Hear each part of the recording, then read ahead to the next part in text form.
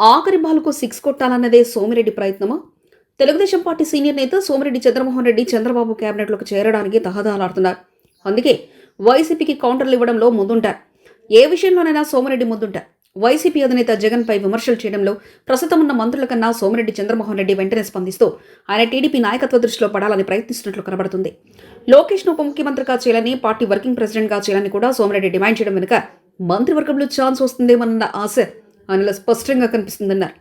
తన ప్రత్యర్థి కాకాని గోవర్ధన్ రెడ్డి కూడా సుదీర్ఘకాలం జైల్లో ఉంచి తన సత్తా చెప్పారు. వరుసగా ఓడిపోయినా తెలుగుదేశం పార్టీ అధికారంలోకి వచ్చిన ప్రతిసారి సోమిరెడ్డి చంద్రమోహన్ రెడ్డికి చంద్రబాబు కేబినెట్లో మంత్రి పదవి కాయి. ఎందుకంటే సింహపురిలో ఆయనే పార్టీలో కింగ్, మరొకరు పోటీ లేరు. కానీ ఈసారి చాలా రోజుల తర్వాత సర్వేపల్లి నియోజకవర్గం నుంచి విజయం సాధించారు. బలమైన వాయిస్, సామాజిక వర్గం, అంతకుమించి పార్టీలో తొలి నుంచి ఉన్న వ్యక్తిగా ఆయనను ఎవరూ కాదనలేరు. అలాంటిది ఈసారి మాత్రం ఆయనకు అనేక రూపాల్లో మంత్రి పదవులకు ఇబ్బందులు కలిగాయి. నెల్లూరు జిల్లా నుంచి నారాయణ ఎన్నిక కావడంతో ఆయనకు ఖచ్చితంగా మంత్రి పదవి ఇవ్వాల్సి వచ్చింది. అదే సమయంలో పార్టీలో చేరిన ఆనం రామనారాయణ రెడ్డి కూడా మంత్రి పదవి దక్కడంతో సోమిరెడ్డిని పక్కకు పెట్టారు.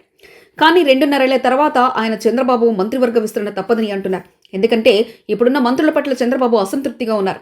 అయితే వెనువెంటనే మంత్రివర్గం నుంచి తప్పిస్తే ప్రభుత్వంపై తప్పుడు సంకేతాలు వెళ్తాయని భావించిన చంద్రబాబు 2 ఏళ్ల తర్వాత ఖచ్చితంగా మంత్రివర్గంలో మార్పులు చేర్పులు చేస్తారని అంటున్నారు.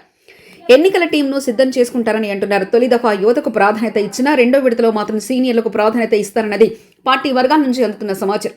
అందుకే సోమిరెడ్డి చంద్రమోహన్ రెడ్డి తన వంతు ప్రయత్నంలో భాగంగా అందరికంటే వేగంగా స్పందిస్తున్నారంట. మొత్తం మీద సీనియర్ నేత సోమిరెడ్డి చంద్రమోహన్ రెడ్డి ప్రయత్నం ఏ మేరకు ఫలిస్తుందనేది వేచి చూడాల్సింది.